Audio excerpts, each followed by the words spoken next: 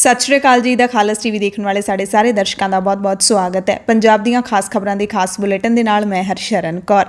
ਅੱਜ 15 ਸਤੰਬਰ ਹੈ, ਦਿਨ ਬੁੱਧਵਾਰ ਹੈ ਅਤੇ ਅੱਜ ਨਵਾਂ ਦੇਸੀ ਮਹੀਨਾ ਵੀ ਚੜ੍ਹਿਆ। ਨਾਨਕਸ਼ਾਹੀ ਸੰਮਤ ਦੇ ਮੁਤਾਬਿਕ ਅੱਜ ਅੱਸੂ ਦਾ ਮਹੀਨਾ ਚੜ੍ਹ ਗਿਆ ਤੇ ਇੱਕ ਅੱਸੂ ਹੈ ਸੰਗਰਾਂਦ, ਜਿਹਨੂੰ ਕਿਹਾ ਜਾਂਦਾ ਹੈ ਸਿੱਖ ਭਾਈਚਾਰੇ ਦੇ ਵਿੱਚ। ਖਬਰਾਂ ਦੇ ਵਿਸਥਾਰ ਤੋਂ ਪਹਿਲਾਂ ਤੁਹਾਨੂੰ ਖਾਸ ਤੇ ਵੱਡੀਆਂ ਖਬਰਾਂ ਦੱਸ ਦਿੰਦੇ ਹਾਂ। ਹਰਿਆਣਾ ਦੀ ਖੱਟਰ ਸਰਕਾਰ ਹੁਣ ਬਾਰਡਰਾਂ ਦੇ ਉੱਤੇ ਬੈਠੇ ਕਿਸਾਨਾਂ ਦੇ ਨਾਲ ਰਾਹ ਖੁਲਵਾਉਣ ਦੇ ਲਈ ਗੱਲਬਾਤ ਕਰੇਗੀ। ਕੱਲ ਹਰਿਆਣਾ ਦੇ ਮੁੱਖ ਮੰਤਰੀ ਮਨੋਹਰ ਲਾਲ ਖੱਟਰ ਦੀ ਅਗਵਾਈ ਦੇ ਵਿੱਚ ਬੈਠਕ ਹੋਈ ਅਤੇ ਇਸ ਬੈਠਕ ਦੇ ਵਿੱਚ ਇੱਕ ਕਮੇਟੀ ਦਾ ਗਠਨ ਹੈ ਜਿਹੜਾ ਉਹ ਕਰ ਦਿੱਤਾ ਗਿਆ। ਉੱਚ ਤਾਕਤੀ ਕਮੇਟੀ ਦੀ ਮੀਟਿੰਗ ਹੋਈ ਹੈ ਜਿਸ ਦੇ ਵਿੱਚ ਨਵੀਂ ਕਮੇਟੀ ਬਣਾਈ ਗਈ ਹੈ ਜਿਹੜੀ ਕਿ ਕਿਸਾਨਾਂ ਦੇ ਨਾਲ ਗੱਲਬਾਤ ਕਰੇਗੀ। ਮੁੱਖ ਸਕੱਤਰ ਜਿਹੜੇ ਸੂਬੇ ਦੇ ਵਧੀਕ ਮੁੱਖ ਸਕੱਤਰ ਨੇ ਰਾਜੀਵ ਅਰੋੜਾ, ਉਹਨਾਂ ਦੀ ਅਗਵਾਈ ਦੇ ਵਿੱਚ ਕਮੇਟੀ ਬਣਾਈ ਗਈ ਹੈ। ਇਸ ਮੀਟਿੰਗ ਦੇ ਵਿੱਚ DGP, ADGP, law and order ਤੇ ਹੋਰ ਅਧਿਕਾਰੀ ਸ਼ਾਮਿਲ ਹੋਏ। ਦਰਅਸਲ ਇੱਕ ਦਿਨ ਪਹਿਲਾਂ ਕੌਮੀ ਮਨੁੱਖੀ ਅਧਿਕਾਰ ਕਮਿਸ਼ਨ ਨੇ 4 ਸੂਬਿਆਂ ਨੂੰ ਨੋਟਿਸ ਭੇਜ ਕੇ ਇਹ ਮੰਗਿਆ ਸੀ ਜਵਾਬ ਕਿ ਖੇਤੀ ਕਾਨੂੰਨਾਂ ਨੂੰ ਲੈ ਕੇ ਜਿਹੜੇ ਕਿਸਾਨ ਅੰਦੋਲਨ ਕਰ ਰਹੇ ਨੇ ਉਹਨਾਂ ਦੇ ਨਾਲ ਆਮ ਜਨਜੀਵਨ ਪ੍ਰਭਾਵਿਤ ਹੋ ਰਿਹਾ ਤੇ ਤੁਸੀਂ ਕੀ ਕਰ ਰਹੇ ਹੋ। ਤੇ ਹਰਿਆਣਾ ਸਰਕਾਰ ਨੇ ਇਸ ਨੋਟਿਸ ਤੇ ਗੰਭੀਰਤਾ ਦਿਖਾਉਂਦੇ ਹੋਏ ਦੂਸਰੇ ਦਿਨ ਹੀ ਮੀਟਿੰਗ ਸੱਦ ਲਈ, ਕਿਉਂਕਿ ਹਰਿਆਣਾ ਸਰਕਾਰ ਤਾਂ ਪਹਿਲਾਂ ਤੋਂ ਹੀ ਚਾਹੁੰਦੀ ਹੈ ਕਿ ਕਿਸਾਨ ਧਰਨੇ ਨਾ ਲਾਉਣ, ਰੋਕਾਂ ਲਾਈਆਂ ਜਾ ਰਹੀਆਂ ਸੀ। ਹੁਣ ਇੱਕ ਹੋਰ ਬਹਾਨਾ ਮਿਲ ਗਿਆ। ਪੰਜਾਬ ਕਾਂਗਰਸ ਦੇ ਪ੍ਰਧਾਨ ਨਵਜੋਤ ਸਿੰਘ ਸਿੱਧੂ ਨੇ ਕੱਲ ਚੰਡੀਗੜ੍ਹ ਵਿੱਚ ਪ੍ਰੈਸ ਕਾਨਫਰੰਸ ਕਰਕੇ ਇਲਜ਼ਾਮ ਲਾਏ ਕਿ 3 ਖੇਤੀ ਕਾਨੂੰਨਾਂ ਦੀ ਜੜ ਬਾਦਲਾਂ ਨੇ ਰੱਖੀ ਹੈ ਆਪਣੀ ਸਰਕਾਰ ਵੇਲੇ, ਤੇ ਅਕਾਲੀ ਦਲ ਨੇ ਵੀ ਜਵਾਬ ਦੇ ਦਿੱਤਾ। ਡਾਕਟਰ ਦਲਜੀਤ ਸਿੰਘ ਚੀਮਾ ਨੇ ਕਿਹਾ ਕਿ ਸਿੱਧੂ ਪੁਰਾਣੇ ਮੁੱਦੇ ਚੱਕ ਕੇ ਲੋਕਾਂ ਨੂੰ ਗੁੰਮਰਾਹ ਕਰ ਰਹੇ ਨੇ। ਪੰਜਾਬ ਕਾਂਗਰਸ ਦੇ ਪ੍ਰਧਾਨ ਬਣਨ ਤੋਂ ਬਾਅਦ ਨਵਜੋਤ ਸਿੰਘ ਸਿੱਧੂ ਦੀ ਇਹ ਪਹਿਲੀ ਪ੍ਰੈਸ ਕਾਨਫਰੰਸ ਸੀ, ਪਰ ਪੱਤਰਕਾਰਾਂ ਦੇ ਸਵਾਲਾਂ ਦਾ ਜਵਾਬ ਦਿੱਤੇ ਬਿਨਾਂ ਹੀ ਸਿੱਧੂ ਉੱਠ ਕੇ ਚਲੇ ਗਏ। ਤਖ਼ਤ ਸ੍ਰੀ ਕੇਸਗੜ੍ਹ ਸਾਹਿਬ ਵਿਖੇ ਵਾਪਰੀ ਬੇਅਦਬੀ ਦੀ ਵੱਡੀ ਘਟਨਾ ਦੇ ਮੁੱਦੇ ਉੱਤੇ ਪਰਮਜੀਤ ਸਿੰਘ ਸਰਨਾ, ਜੋ ਕਿ ਸ਼੍ਰੋਮਣੀ ਅਕਾਲੀ ਦਲ ਦਿੱਲੀ ਦੇ ਪ੍ਰਧਾਨ ਨੇ, ਉਹਨਾਂ ਨੇ ਐਸਜੀਪੀਸੀ ਪ੍ਰਧਾਨ ਬੀਬੀ ਜਗੀਰ ਕੌਰ ਅਤੇ ਤਖ਼ਤ ਸ੍ਰੀ ਕੇਸਗੜ੍ਹ ਸਾਹਿਬ ਦੇ ਜਥੇਦਾਰ ਗਿਆਨੀ ਰਘਬੀਰ ਸਿੰਘ ਦਾ ਅਸਤੀਫਾ ਮੰਗਿਆ ਹੈ। ਤੇ ਬੀਬੀ ਜਗੀਰ ਕੌਰ ਨੇ ਵੀ ਕੱਲ ਪ੍ਰੈਸ ਕਾਨਫਰੰਸ ਕੀਤੀ ਅਨੰਦਪੁਰ ਸਾਹਿਬ ਦੇ ਵਿੱਚ, ਕਿਹਾ ਕਿ ਬੇਅਦਬੀ ਕਾਂਡ ਦੇ ਸਿੱਧੇ ਤਾਰ ਡੇਰਾ ਸਿਰਸਾ ਦੇ ਨਾਲ ਜੁੜੇ ਨੇ, ਪਰ ਕੈਪਟਨ ਸਰਕਾਰ ਕੋਈ ਕਾਰਵਾਈ ਨਹੀਂ ਕਰ ਰਹੀ। ਪਿਛਲੇ ਮਹੀਨੇ ਆਈਈਡੀ ਟਿਫਨ ਬੰਬ ਦੇ ਨਾਲ ਤੇਲ ਟੈਂਕਰ ਨੂੰ ਉਡਾਉਣ ਦੀ ਕੋਸ਼ਿਸ਼ ਦੇ ਵਿੱਚ ਸ਼ਾਮਿਲ 4 ਹੋਰ ਲੋਕਾਂ ਨੂੰ ਗ੍ਰਿਫਤਾਰ ਕਰ ਲਿਆ ਗਿਆ। 4 ਜਣਿਆਂ ਦੀ ਗ੍ਰਿਫਤਾਰੀ ਤੋਂ ਬਾਅਦ ਪੁਲਿਸ ਨੇ ਚੌਕਸੀ ਵਧਾ ਦਿੱਤੀ ਹੈ। ਸੂਬੇ ਦੇ ਵਿੱਚ ਹਾਈ ਅਲਰਟ ਜਾਰੀ ਕਰ ਦਿੱਤਾ ਗਿਆ ਹੈ। ਭੀੜ ਵਾਲੇ ਇਲਾਕਿਆਂ ਵਿੱਚ ਸਖਤ ਸੁਰੱਖਿਆ ਪ੍ਰਬੰਧ ਯਕੀਨੀ ਬਣਾਉਣ ਦੇ ਹੁਕਮ ਦਿੱਤੇ ਗਏ ਨੇ। ਡੀਜੀਪੀ ਦਿਨਕਰ ਗੁਪਤਾ ਨੇ ਦੱਸਿਆ ਕਿ ਕਾਸਮ ਤੇ ਰੋਡੇ ਨੇ ਤੇਲ ਦਾ ਟੈਂਕਰ ਉਡਾਉਣ ਦੇ ਲਈ ਹੁਕਮ ਦਿੱਤੇ ਸੀ। ਇਹ ਅਧਿਕਾਰੀ ਪਾਕਿਸਤਾਨ ਦੇ ਖੁਫੀਆ ਅਧਿਕਾਰੀ ਕਾਸਿਮ ਅਤੇ ਇੰਟਰਨੈਸ਼ਨਲ ਸਿੱਖ ਯੂਥ ਫੈਡਰੇਸ਼ਨ ਦੇ ਮੁਖੀ ਰੋਡੇ ਨੇ ਧਮਾਕੇ ਨੂੰ ਅੰਜਾਮ ਦੇਣ ਦੀ ਸਾਜ਼ਿਸ਼ ਰਚੀ ਸੀ। ਤੇ ਕੱਲ ਪੰਜਾਬ ਦੇ ਜਲਾਲਾਬਾਦ ਦੇ ਵਿੱਚ ਮੋਟਰਸਾਈਕਲ ਦੀ ਟੈਂਕੀ ਵਿੱਚ ਧਮਾਕਾ ਹੋਇਆ। ਪੰਜਾਬ ਨੈਸ਼ਨਲ ਬੈਂਕ ਦੇ ਸਾਹਮਣੇ ਸ਼ਾਮੀ 8 ਵਜੇ ਦੇ ਕਰੀਬ, ਲੰਘੀ ਰਾਤ 8 ਵਜੇ ਦੇ ਕਰੀਬ ਮੋਟਰਸਾਈਕਲ ਦੀ ਟੈਂਕੀ ਫਟਣ ਕਾਰਨ ਹਾਦਸਾ ਵਾਪਰ ਗਿਆ। ਇਸ ਧਮਾਕੇ ਦੇ ਵਿੱਚ ਮੋਟਰਸਾਈਕਲ ਚਾਲਕ ਗੰਭੀਰ ਰੂਪ 'ਚ ਜ਼ਖਮੀ ਹੋ ਗਿਆ, ਹਸਪਤਾਲ ਦੇ ਵਿੱਚ ਦਾਖਲ ਹੈ। ਰਾਜਪੁਰਾ ਦੇ ਵਿੱਚ ਜਿਹੜੀ ਪਿਛਲੇ ਦਿਨੀ ਘਟਨਾ ਵਾਪਰੀ ਸੀ, ਇੱਕ ਘਰ ਦੇ ਵਿੱਚ ਪਟਾਕੇ ਬਣਾਉਣ ਵਾਲੇ ਸਮਾਨ ਦੇ ਨਾਲ ਧਮਾਕਾ ਹੋਇਆ ਸੀ। 2 ਭੈਣ ਭਰਾਵਾਂ ਦੀ ਮੌਤ ਹੋ ਗਈ ਸੀ ਤੇ ਹੁਣ ਜ਼ਖਮੀ ਬੱਚੇ ਦੀ ਵੀ ਮੌਤ ਹੋ ਗਈ ਹੈ। ਇੱਕ ਬੱਚੀ ਪਲਵੀ 8 ਸਾਲ ਦੀ ਸੀ, ਚੰਡੀਗੜ੍ਹ ਪੀਜੀਆਈ ਦੇ ਵਿੱਚ ਜ਼ੇਰੇ ਇਲਾਜ ਸੀ, ਉਸ ਦੀ ਵੀ ਇਲਾਜ ਦੌਰਾਨ ਮੌਤ ਹੋ ਗਈ ਹੈ। ਕੈਪਟਨ ਅਮਰਿੰਦਰ ਸਿੰਘ ਨੇ ਜਿਹੜਾ ਕਿਸਾਨਾਂ ਦੇ ਉੱਤੇ ਬਿਆਨ ਦਿੱਤਾ ਸੀ ਕਿ ਕਿਸਾਨਾਂ ਨੂੰ ਦਿੱਲੀ ਤੇ ਹਰਿਆਣਾ ਜਾ ਕੇ ਧਰਨੇ ਲਾਉਣੇ ਚਾਹੀਦੇ ਨੇ, ਉਸ ਤੇ ਸਾਬਕਾ ਕੇਂਦਰੀ ਮੰਤਰੀ ਹਰਸਿਮਰਤ ਕੌਰ ਬਾਦਲ ਨੇ ਜਦੋਂ ਕੈਪਟਨ ਤੇ ਇਲਜ਼ਾਮ ਲਾਇਆ ਕਿ ਬੀਜੇਪੀ ਦੇ ਸੁਤੰਤਰ ਫੌਜੀ ਨੇ, ਤਾਂ ਕੈਪਟਨ ਸਾਹਿਬ ਨੇ ਵੀ ਤੁਰੰਤ ਜਵਾਬ ਦੇ ਦਿੱਤਾ। ਹਰਸਿਮਰਤ ਕੌਰ ਬਾਦਲ ਨੂੰ ਮੋੜਵਾਂ ਜਵਾਬ ਦਿੰਦਿਆਂ ਕੈਪਟਨ ਨੇ ਕਿਹਾ ਕਿ ਅਗਲੀਆਂ ਵਿਧਾਨ ਸਭਾ ਚੋਣਾਂ ਨੂੰ ਦੇਖਦਿਆਂ ਅਕਾਲੀ ਦਲ ਕਿਸਾਨਾਂ ਦਾ ਧਿਆਨ ਕੇਂਦਰ ਤੋਂ ਪੰਜਾਬ ਵੱਲ ਮੋੜਨਾ ਚਾਹੁੰਦਾ ਹੈ, ਪਰ ਅਕਾਲੀ ਦਲ ਪੰਜਾਬ ਤੇ ਕਿਸਾਨਾਂ ਨੂੰ ਹੋਣ ਵਾਲੇ ਨੁਕਸਾਨ ਤੋਂ ਅਣਜਾਣ ਹੈ। ਮੁੱਖ ਮੰਤਰੀ ਨੇ ਕਿਹਾ ਕਿ ਹਰਸਿਮਰਤ ਕੌਰ ਬਾਦਲ ਨੂੰ ਖੇਤੀ ਕਾਨੂੰਨਾਂ ਕਾਰਨ ਪੈਦਾ ਹੋਏ ਸੰਕਟ ਤੇ ਬੋਲਣ ਦਾ ਕੋਈ ਨੈਤਿਕ ਹੱਕ ਨਹੀਂ ਹੈ, ਕਿਉਂਕਿ ਖੇਤੀ ਕਾਨੂੰਨਾਂ ਦੇ ਕੰਡੇ ਅਕਾਲੀਆਂ ਨੇ ਹੀ ਬੀਜੇ ਨੇ। ਪਰ ਕੈਪਟਨ ਨੇ ਨਾਲ ਹੀ ਆਪਣੇ ਉਸ ਬਿਆਨ ਨੂੰ ਫਿਰ ਤੋਂ ਦੁਹਰਾ ਦਿੱਤਾ, ਸਾਫ਼ ਕੀਤਾ ਕਿ ਜਿਹੜੇ ਪੰਜਾਬ ਦੇ ਵਿੱਚ ਪ੍ਰਦਰਸ਼ਨ ਚੱਲ ਰਹੇ ਨੇ ਉਹਨਾਂ ਦੇ ਨਾਲ ਕਈਆਂ ਦੀਆਂ ਨੌਕਰੀਆਂ ਤਾਂ ਖੁੱਸ ਚੁੱਕੀਆਂ ਨੇ ਤੇ ਕਈਆਂ ਦੀਆਂ ਨੌਕਰੀਆਂ ਹੋਰ ਖੁੱਸਣ ਦੀ ਸੰਭਾਵਨਾ ਹੈ। ਪੱਛਮੀ ਬੰਗਾਲ ਦੀ ਮੁੱਖ ਮੰਤਰੀ ਮਮਤਾ ਬੈਨਰਜੀ ਵੀ ਚੋਣ ਪ੍ਰਚਾਰ ਦੇ ਵਿੱਚ ਰੁੱਝੀ ਹੋਈ ਹੈ। ਮੁੱਖ ਮੰਤਰੀ ਨੇ ਭਵਾਨੀਪੁਰ ਹਲਕੇ ਦੇ ਗੁਰੂ ਘਰ ਦੇ ਵਿੱਚ ਮੱਥਾ ਟੇਕਿਆ। ਇਸੇ ਹਲਕੇ ਤੋਂ ਮਮਤਾ ਬੈਨਰਜੀ ਚੋਣ ਮੈਦਾਨ ਦੇ ਵਿੱਚ ਨਿਤਰੀ ਹੋਈ ਹੈ। ਸਿੱਖ ਭਾਈਚਾਰੇ ਦੇ ਲੀਡਰਾਂ ਦੇ ਨਾਲ ਮਮਤਾ ਨੇ ਗੱਲਬਾਤ ਕੀਤੀ ਅਤੇ ਖੇਤੀ ਕਾਨੂੰਨ ਵਾਪਸ ਲਏ ਜਾਣ ਦੀ ਮੰਗ ਕੀਤੀ। ਮੁੱਖ ਮੰਤਰੀ ਕੈਪਟਨ ਅਮਰਿੰਦਰ ਸਿੰਘ ਨੇ ਆਪਣੀ ਪਾਰਟੀ ਦਾ ਚੋਣ ਮਨੋਰਥ ਪੱਤਰ ਯਾਨੀ ਕਿ ਚੋਣ ਮੈਨੀਫੈਸਟੋ ਬਣਾਉਣ ਦੇ ਲਈ 6 ਮੈਂਬਰੀ ਕਮੇਟੀ, 6 ਮੈਂਬਰੀ ਪੈਨਲ ਦਾ ਐਲਾਨ ਕਰ ਦਿੱਤਾ ਹੈ।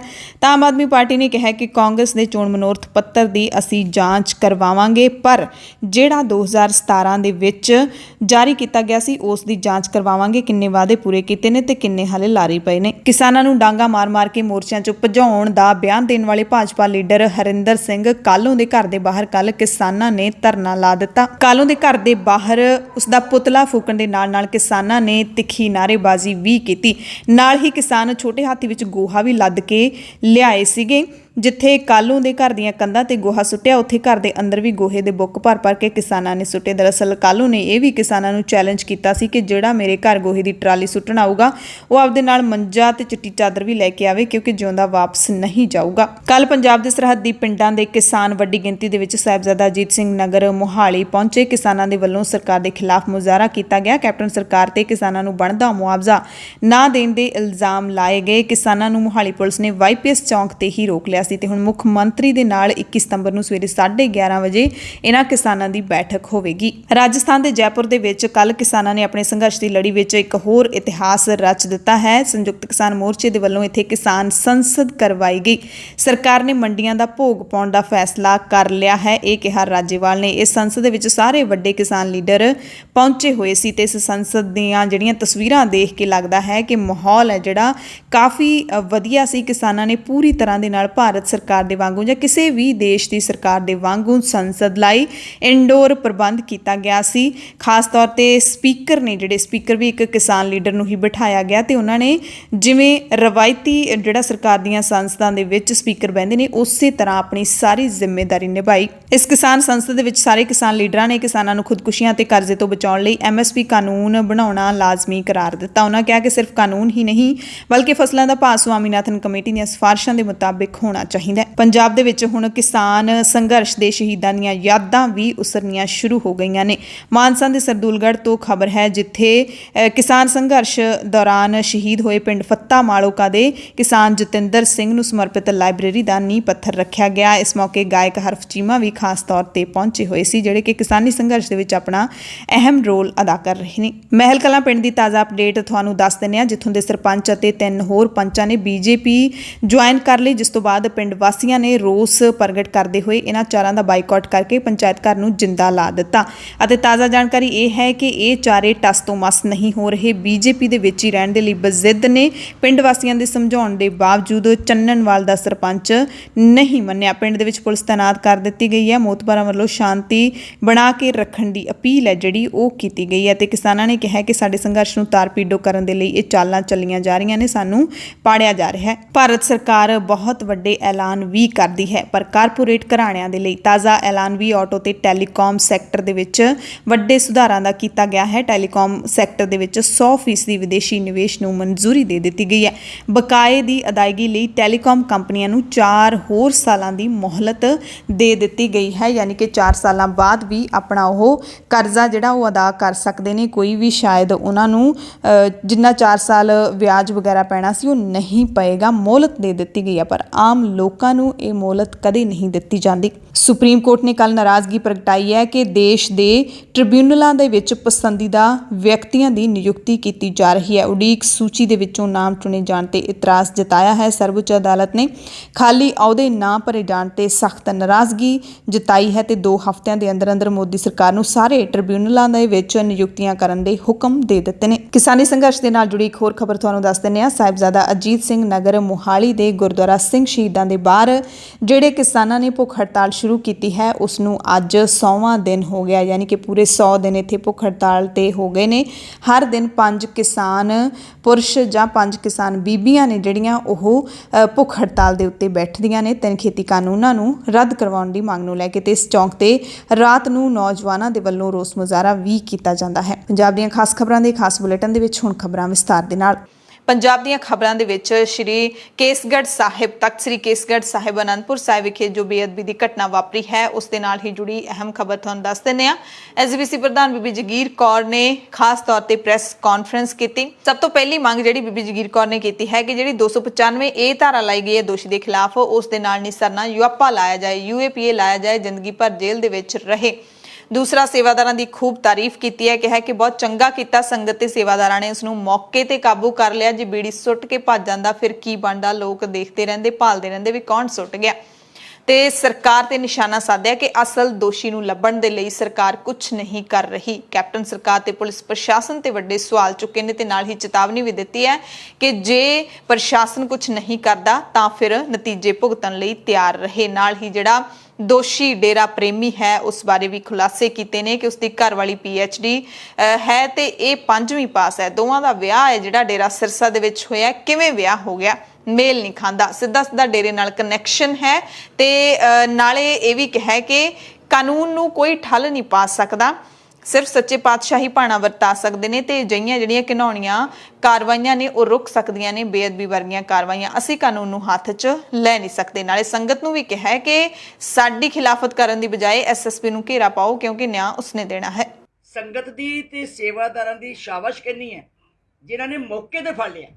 ਜੋ ਸ਼ਰਾਰਤ ਕਰਕੇ ਚਲਾ ਜਾਂਦਾ ਬਾਅਦ ਵਿੱਚ ਪਤਾ ਲੱਗਦਾ ਤੇ ਸ਼ਾਇਦ ਇੱਕ ਦੂਜੇ ਨੂੰ ਅਸੀਂ ਪੰਬਲ ਪੁੱਸੇ 'ਚ ਪੈ ਜਾਣਾ ਸੀਗਾ ਵੀ ਇਹਨਾਂ 'ਚੋਂ ਕੌਣ ਹੈ ਇਹਨਾਂ 'ਚੋਂ ਕੌਣ ਨਹੀਂ, ਕਿਉਂਕਿ ਇਹਨਾਂ ਨੂੰ ਹਦਾਇਤਾਂ ਇਟ ਮੀਨਸ ਕਿ ਸਰਕਾਰਾਂ ਵੱਲੋਂ ਹਦਾਇਤਾਂ ਇਸ ਤਰੀਕੇ ਦੀਆਂ ਹੋ ਗਈਆਂ ਕਿ ਇਹ ਗੋਂਗਲੂਆਂ ਵਾਂਗੂ ਮਿੱਟੀ ਝਾੜ ਕੇ ਤੇ ਸਾਡੇ ਜ਼ਖਮ ਜਿਹੜੇ ਆ ਉਹਨੂੰ ਭਰਨ ਦੀ ਕੋਸ਼ਿਸ਼ ਨਹੀਂ ਕਰਦੇ, ਜ਼ਖਮ ਜਿਹੜੇ ਹੋਰ ਗਹਿਰੇ ਕਰਦੇ ਆ। ਮੈਂ ਸਮਝਦੀ ਹਾਂ ਕਿ ਜ਼ਿਲ੍ਹਾ ਪ੍ਰਸ਼ਾਸਨ ਜਿਹੜਾ ਹੈ 295 ਇਹ ਤਾਰਾ ਕਾਫੀ ਨਹੀਂ ਹੈ, ਉਹ ਤਾਰਾ ਲਾਓ ਜਿਹੜਾ ਜ਼ਿੰਦਗੀ ਭਰ ਅੰਦਰ ਕਰੇ, ਯੂਆਪਾ ਵਰਗੀ ਤਾਰਾ। ਮੈਂ SSP ਸਾਹਿਬ ਨੂੰ ਇਹ ਬੇਨਤੀ ਕਰਾਂਗੀ ਕਿ ਇਮੀਡੀਏਟ ਤੇ ਯੂਆਪਾ ਲਵਾਓ, ਨਹੀਂ ਤੇ ਸਾਨੂੰ ਕੋਈ ਨਾ ਕੋਈ ਐਕਸ਼ਨ ਜਿਹੜਾ ਅੱਗੇ ਹੋ ਕੇ ਲੈਣਾ ਪਏਗਾ। 4-5 ਸਾਲ ਉਹਨੂੰ ਐਸੀਆਂ ਦਵਾਈਆਂ ਖਵਾ ਕੇ ਬਹਾਨਾ ਇੱਕ ਹੈਗਾ ਕਿ ਉਹ ਦਵਾਈਆਂ ਖਵਾਨੇ ਆ, ਉਹ ਪਾਗਲ ਹੈ, ਇਸ ਕਰਕੇ ਪਾਗਲਪਨ ਚ ਕਰ ਗਿਆ। ਜੋ ਪਾਗਲ ਹੈ ਤੇ ਆਪਣੀ ਜਨਾਨੀ ਨੂੰ ਕਿਉਂ ਨਹੀਂ ਕੁਝ ਕਹਿੰਦਾ? ਅਸੀਂ ਕੋਟ ਕਟਾਪਾ ਨਹੀਂ ਕਰ ਸਕਦੇ, 3 ਡਿਗਰੀ 3rd ਡਿਗਰੀ ਦੇ ਨਾਲ ਅਸੀਂ ਇਨਵੈਸਟੀਗੇਸ਼ਨ ਨਹੀਂ ਕਰ ਸਕਦੇ। ਕਾਨੂੰਨ ਹੀ ਨਾ ਕੋਈ ਵੀ ਹੱਥ ਲੈਣਾ ਚਾਹੀਦਾ। ਬੇਅਦਬੀ ਦੇ ਮਸਲੇ ਤੇ ਸ਼੍ਰੀ ਅਕਾਲ ਤਖਤ ਸਾਹਿਬ ਦੇ ਸਾਬਕਾ ਜਥੇਦਾਰ ਤੇ ਪੰਥਕ ਅਕਾਲੀ ਲਹਿਰ ਦੇ ਪ੍ਰਧਾਨ ਭਾਈ ਰਣਜੀਤ ਸਿੰਘ ਨੇ ਕਿਹਾ ਕਿ ਇਸ ਘਟਨਾ ਤੋਂ ਬਾਅਦ ਅਸੀਂ ਸਾਰੀ ਜਿਹੜੀ ਸਿੱਖ ਕੌਮ ਹੈ ਉਹ ਸ਼ਰਮਿੰਦਾ ਹਾਂ। ਪ੍ਰਬੰਧਕਾਂ ਨੇ ਸਹੀ ਪ੍ਰਬੰਧ ਨਹੀਂ ਕੀਤਾ ਹੋਇਆ, ਇਸੇ ਕਰਕੇ ਜਿਹੀਆਂ ਘਟਨਾਵਾਂ ਨੇ ਜਿਹੜੀਆਂ ਲਗਾਤਾਰ ਵਾਪਰ ਰਹੀਆਂ ਨੇ। ਤੇ ਨਾਲ ਹੀ ਜਥੇਦਾਰ ਨੇ ਇਹ ਵੀ ਕਿਹਾ ਕਿ ਇੱਥੇ ਕਿਸੇ ਕਾਨੂੰਨ ਨੇ ਨਿਆਂ ਨਹੀਂ ਦੇਣਾ। ਜਦੋਂ ਗੁਰੂ ਦੀ ਬੇਅਦਬੀ ਹੁੰਦੀ ਹੈ ਤਾਂ ਗੁਰੂ ਦੀ ਖਾਤਰ ਸਿੱਖ ਸੀਸ ਵੀ ਕਟਵਾਉਂਦੇ ਆਏ ਨੇ। ਇਹ ਸਾਡਾ ਇਤਿਹਾਸ ਰਿਹਾ ਹੈ ਕਿ ਅਸੀਂ ਇਨਸਾਫ ਕਿਵੇਂ ਲੈਣਾ ਹੈ। ਸਿੱਖ ਗੁਰੂ ਦੀ ਬੇਅਦਬੀ ਦੇ ਮਾਮਲੇ ਵਿੱਚ ਇਨਸਾਫ ਮੰਗਦੇ ਨਹੀਂ, ਇਨਸਾਫ ਖੁਦ ਕਰਦੇ ਨੇ। ਜੇ ਤੁਸੀਂ ਕਾਨੂੰਨ ਨੂੰ ਹੱਥ 'ਚ ਨਹੀਂ ਲੈ ਸਕਦੇ ਤਾਂ ਘਰ ਬੈਠੋ, ਤੁਸੀਂ ਆਪਣੇ ਘਰ ਬੈਠੋ। ਇਹ ਕੌਮ ਨਾਲ ਖਿਲਵਾੜ ਕਿਉਂ ਕਰਦੇ ਪਏ ਹੋ? ਇਹ 'ਚ ਕੌਮ ਹੀ ਉਹਨਾਂ ਲੋਕਾਂ ਦੀ ਜਿਨ੍ਹਾਂ ਨੇ ਕਾਨੂੰਨ ਨੂੰ ਹੱਥ 'ਚ ਲੈ ਕੇ ਆਪਣੀ ਕੌਮ ਦੀ ਰਖਵਾਲੀ ਕੀਤੀ। ਅਸੀਂ ਆਪਣਾ ਘਰ ਕਿਵੇਂ ਸੰਭਾਲਣਾ ਹੈ ਸਾਡੇ ਬਜ਼ੁਰਗਾਂ ਨੇ, ਸਿੱਧੇ ਸਾਦੇ ਬਜ਼ੁਰਗਾਂ ਨੇ ਸਾਨੂੰ ਦੱਸਿਆ, ਲੇਕਿਨ ਤੁਸੀਂ ਉਸ ਨਿਜ਼ਾਮ ਦੇ ਉੱਤੇ ਇੱਕ ਸੱਪ ਵਾਲ ਪਾ ਕੇ ਬੈਠ ਜਾਓ, ਨਾਗ ਵਾਲ ਪਾ ਕੇ ਬੈਠ ਜਾਓ, ਨਾ ਤੁਸੀਂ ਕੁਝ ਕਰ ਸਕੋ ਨਾ ਕਿਸੇ ਨੂੰ ਕਰਨ ਦਿਓ।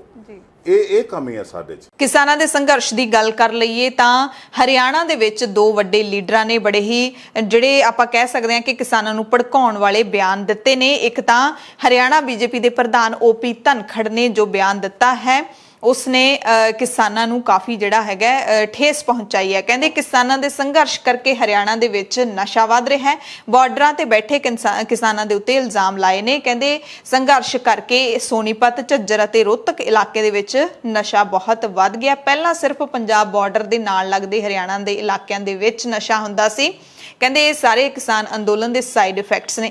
ਕਹਿੰਦੇ ਸਾਡੇ ਸੂਬੇ ਤੇ ਤਾਂ ਦੰਗਲ ਵਰਗੀਆਂ ਫਿਲਮਾਂ ਬਣਦੀਆਂ ਨੇ, ਪੰਜਾਬ ਤੇ ਉੜਦਾ ਪੰਜਾਬ ਵਰਗੀਆਂ ਫਿਲਮਾਂ ਬਣਦੀਆਂ ਨੇ। ਇਹੋ ਜਿਹਾ ਵਿਵਾਦਿਤ ਬਿਆਨ ਹੈ ਜਿਹੜਾ OP ਧਨਖੜ ਨੇ ਦਿੱਤਾ ਹੈ। ਇਸ ਦੇ ਨਾਲ ਹੀ BJP ਦੇ ਹੋਰ ਜਿਹੜੇ ਲੀਡਰ ਨੇ ਰਮਨ ਮਲਿਕ ਉਹ ਵੀ ਕਹਿ ਰਹੇ ਨੇ ਕਿ ਜੇ ਲੰਗਰ ਜਾਂ ਹੋਰ ਚੀਜ਼ਾਂ ਭੇਜੀਆਂ ਜਾ ਰਹੀਆਂ ਨੇ ਤਾਂ ਉਹਦੇ ਨਾਲ ਸ਼ਰਾਬ ਦੀ ਫੰਡਿੰਗ ਵੀ ਕਿਸਾਨ ਮੋਰਚਿਆਂ ਦੇ ਵਿੱਚ ਹੋ ਰਹੀ ਹੈ। ਇੱਕ ਵੱਡਾ ਇਲਜ਼ਾਮ ਵੀ ਲਾਇਆ ਕਿ ਬਲਵੀਰ ਸਿੰਘ ਰਾਜੇਵਾਲ ਨੇ ਇਹ ਕਿਹਾ ਕਿ ਹਰਿਆਣੇ ਵਾਲੇ ਗੰਦ ਪਾਉਂਦੇ ਨੇ, ਜਦਕਿ ਕਿਸਾਨ ਲੀਡਰਾਂ ਨੇ ਕਿਹਾ ਕਿ ਅਜਿਹਾ ਕੋਈ ਬਿਆਨ ਨਹੀਂ ਦਿੱਤਾ ਗਿਆ।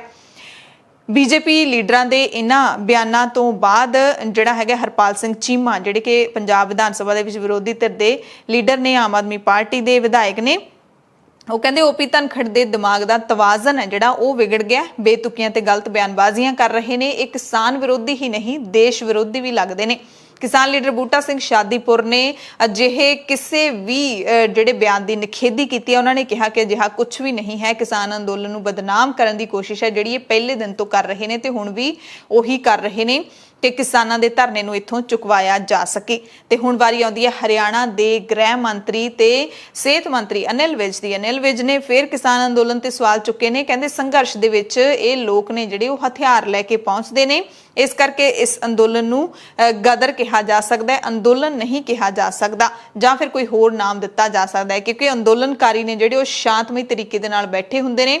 ਆਉਣ ਜਾਣ ਵਾਲਿਆਂ ਦਾ ਰਾਹ ਨਹੀਂ ਰੋਕਦੇ ਹੁੰਦੇ। ਤੇ ਜੇ ਪੰਜਾਬ ਦੇ ਬੀਜੇਪੀ ਲੀਡਰ ਦੀ ਗੱਲ ਕਰ ਲਈਏ ਤਾਂ ਬੀਜੇਪੀ ਪੰਜਾਬ ਦਾ ਨਵਾਂ ਬੁਲਾਰਾ ਜਿਹੜਾ ਨਿਯੁਕਤ ਕੀਤਾ ਗਿਆ ਐਡਵੋਕੇਟ ਹਰਿੰਦਰ ਸਿੰਘ ਕੱਲ ਨੂੰ ਉਹ ਕਿਸਾਨਾਂ ਦੇ ਖਿਲਾਫ ਬਿਆਨ ਦੇਣ ਤੋਂ ਬਾਅਦ ਹੁਣ ਆਪ ਹੀ ਆਪਣੇ ਘਰ ਦੇ ਵਿੱਚ ਬੰਦ ਹੋ ਕੇ ਰਹਿ ਗਏ ਨੇ। ਹਰਿੰਦਰ ਸਿੰਘ ਕਾਲੋਂ ਦੇ ਘਰ ਦੇ ਬਾਹਰ ਕਿਸਾਨਾਂ ਨੇ ਧਰਨਾ ਲਾ ਦਿੱਤਾ ਹੈ।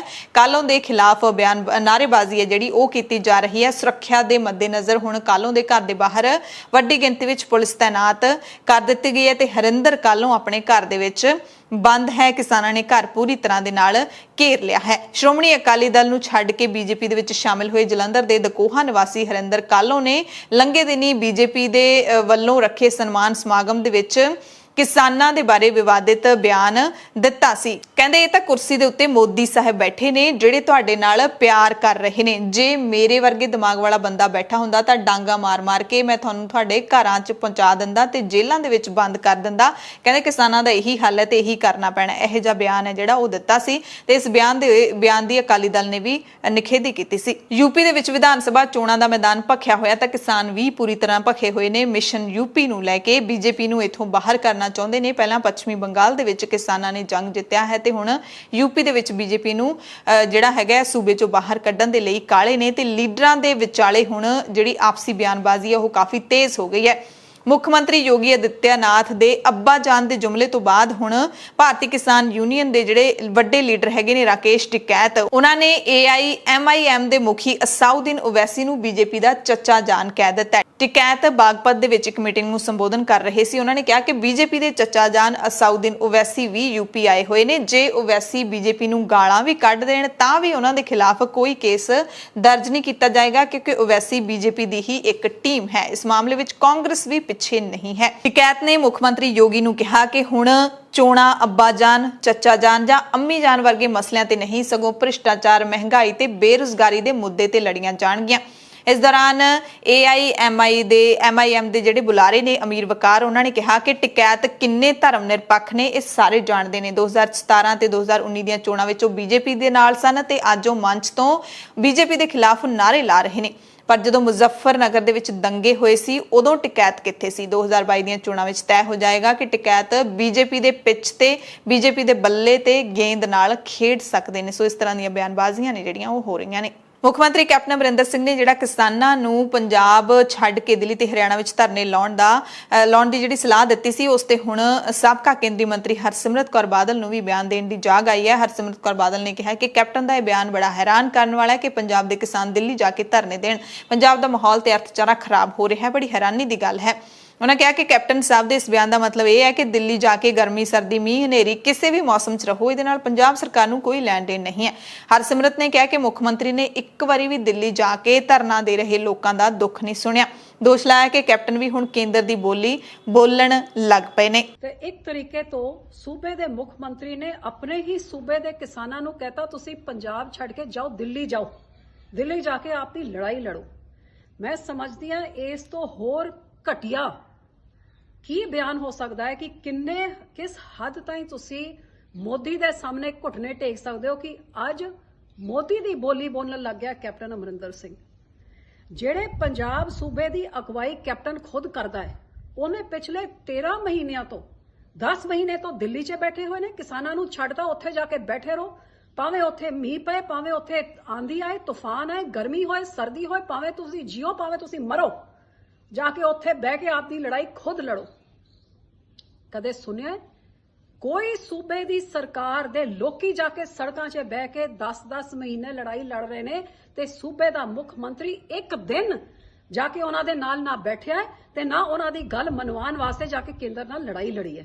ਤੇ ਅੱਜ ਜੇ ਕਾਲੇ ਕਾਨੂੰਨ ਜੇ ਲਾਗੂ ਹੋਏ ਨੇ, ਇਹ ਵੀ ਤੁਹਾਡੀ ਦੇਣ ਹੈ ਜਿਹੜਾ 2019 ਤੱਕ ਤੁਸੀਂ ਪਹਿਰਾ ਨਾ ਦਿੱਤਾ। ਪਿਛਲੇ 13 ਮਹੀਨੇ ਤੋਂ ਤੁਸੀਂ ਕਿੰਨੀ ਵਾਰੀ ਆਪਦੇ ਅਫਸਰ ਭੇਜੇ ਨੇ, ਕਿੰਨੀ ਵਾਰੀ ਤੁਸੀਂ ਖੁਦ ਗਏ ਹੋ ਤੇ ਅੱਜ ਤੁਹਾਡੀ ਜ਼ਰੂਰਤ ਹੋ ਗਈ ਕਿ ਕਿਸਾਨਾਂ ਨੂੰ ਕਹਿੰਦੇ ਪੰਜਾਬ ਦਾ ਮਾਹੌਲ ਨਾ ਖਰਾਬ ਕਰੋ, ਜਾਓ ਜਾ ਕੇ ਦਿੱਲੀ ਲੜੋ। ਇੱਕ ਖਬਰ ਤੁਹਾਨੂੰ ਲਾਹੌਰ ਤੋਂ ਦੱਸ ਦਿੰਦੇ ਹਾਂ। ਪਾਕਿਸਤਾਨ ਦੇ ਲਾਹੌਰ ਦੇ ਵਿੱਚ ਪਾਕਿਸਤਾਨ ਸਿੱਖ ਗੁਰਦੁਆਰਾ ਪ੍ਰਬੰਧਕ ਕਮੇਟੀ ਦੇ ਮੁਖੀ ਸਤਵੰਤ ਸਿੰਘ ਨੇ ਨਿੱਜੀ ਕਾਰਨਾਂ ਦਾ ਹਵਾਲਾ ਦਿੰਦੇ ਹੋਏ ਆਪਣੇ ਅਹੁਦੇ ਤੋਂ ਅਸਤੀਫਾ ਦੇ ਦਿੱਤਾ ਹੈ। ਕਾਰਜਕਾਲ ਦੇ ਵਿੱਚ ਹਾਲੇ 1 ਸਾਲ ਬਾਕੀ ਸੀ। ਜਲਦਬਾਜ਼ੀ ਵਿੱਚ ਕਮੇਟੀ ਦੀ ਬੈਠਕ ਬੁਲਾਈ ਗਈ। ਇਹਦੇ ਵਿੱਚ ਅਮੀਰ ਸਿੰਘ ਨੂੰ ਹੁਣ ਨਵੇਂ ਪ੍ਰਧਾਨ ਵਜੋਂ ਚੁਣ ਲਿਆ ਗਿਆ, ਜੋ 2022 ਦੇ ਅੱਧੇ ਸਾਲ ਤੱਕ ਇਸ ਅਹੁਦੇ ਤੇ ਬਣੇ ਰਹਿਣਗੇ। ਖੇਤੀ ਕਾਨੂੰਨਾਂ ਦੇ ਵਿਰੋਧ ਵਿੱਚ ਅਤੇ ਕਿਸਾਨਾਂ ਦੇ ਹੱਕ ਵਿੱਚ ਆਪਣੀਆਂ ਵੱਡੀਆਂ ਕੁਰਬਾਨੀਆਂ ਦਾ ਗੁਣਗਾਨ ਕਰਨ ਵਾਲੇ ਬਾਦਲਾਂ ਦੀ ਬੇੜੀ ਵਿੱਚ ਪੰਜਾਬ ਕਾਂਗਰਸ ਦੇ ਪ੍ਰਧਾਨ ਨਵਜੋਤ ਸਿੰਘ ਸਿੱਧੂ ਨੇ ਚੁਣ ਕੇ ਵੱਟੇ ਪਾ ਦਿੱਤੇ ਨੇ। ਜਦੋਂ 2013 ਦੇ ਕੰਟਰੈਕਟ ਫਾਰਮਿੰਗ ਕਾਨੂੰਨ ਦੀ ਯਾਦ ਦਿਵਾਉਂਦਿਆਂ ਸਿੱਧੂ ਨੇ ਇਲਜ਼ਾਮ ਲਾਇਆ ਕਿ 3 ਖੇਤੀ ਕਾਨੂੰਨਾਂ ਦਾ ਮੁੱਢ ਸ਼੍ਰੋਮਣੀ ਅਕਾਲੀ ਦਲ ਨੇ ਹੀ ਬੰਨਿਆ।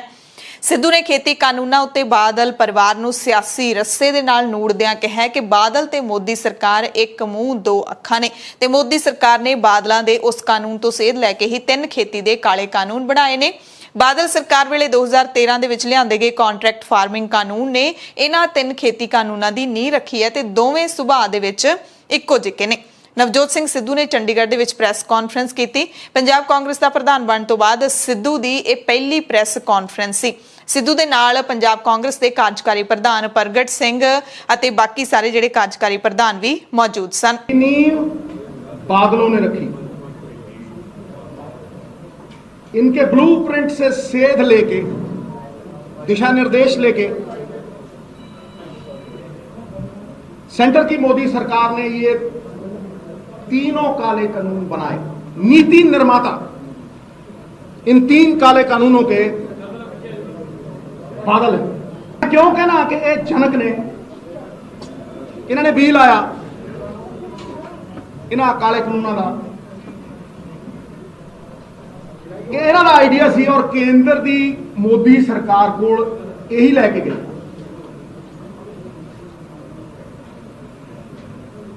पहला इन्हां नूं पंजाब च लागू किया गया, फिर मोदी सरकार कोलों पूरे देश में लागू करवाए। I say categorically, मैं तथ्य पेश करदा। 2013 विच एक separate contract farming act Vidhan Sabha दे विचों पास करवा के लागू किया गया। उसकी नोटिफिकेशन हुई एंड द पर्सन जिन्हें पटल दे उत्ते विधान सभा दे रखिया was none other than Prakash Singh Badal. ये ਉਹਦੀ ऑफिशियल ਉਦੋਂ ਦੀ ਕਾਪੀ है। ਜੇ ਕਹੋ ਤਾਂ मैं पढ़ देना।